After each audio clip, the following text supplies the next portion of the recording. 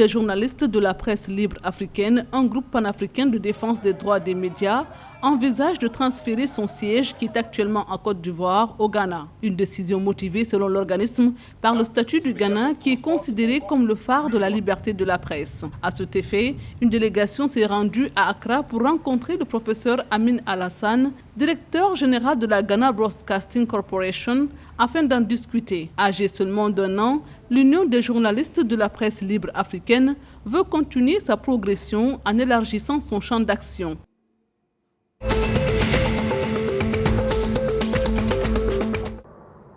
Le premier vol Air Sénégal à destination des États-Unis d'Amérique a décollé dans la nuit de mercredi 1er à jeudi 2 septembre de l'aéroport Blaise Diagne de Dakar. Ce vol marque un palier critique important dans le développement du réseau, selon le directeur général de la compagnie, Ibrahima Kane, dans ce contexte difficile de la pandémie de Covid-19. Le rythme sera de 2 vols par semaine pour commencer et se fera à bord d'un Airbus A330 Neo. Des correspondances se feront également avec les capitales africaines desservies par Air Sénégal. Cette nouvelle ligne participe à l'objectif affiché de faire de Dakar un hub régional.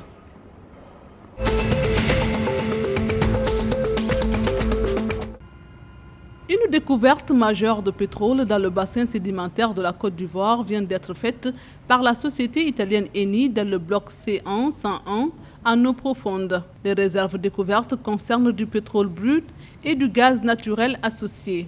Le potentiel de la découverte peut être estimé de manière préliminaire entre 1,5 et 2 milliards de barils de pétrole en place et entre 1800 à 2400 milliards de pieds cubes de gaz associés. En cas de confirmation des données post-forage, la Côte d'Ivoire pourrait doubler, voire même tripler sa production pétrolière qui tourne autour de 35 000 barils par jour actuellement, selon les estimations officielles.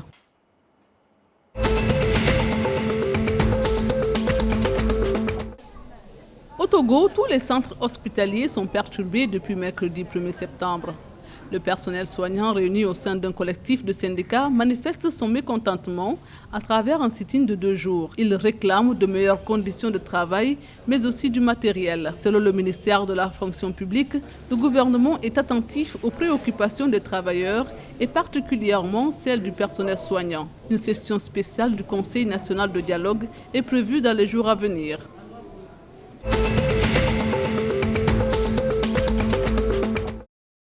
Au Nigeria, la Société publique du pétrole envisage de conclure l'acquisition des 20% d'intérêts dans la raffinerie pétrolière du groupe Dangote en versant le tiers de cette participation, soit 2,7 milliards de dollars en pétrole brut.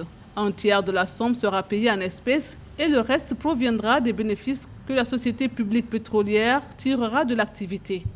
Cette transaction garantira un approvisionnement minimum de 300 000 barils par jour de la NNPC à la raffinerie, assurera à la raffinerie une source de pétrole fiable et permettra de satisfaire une grande partie de la demande locale en produits pétroliers.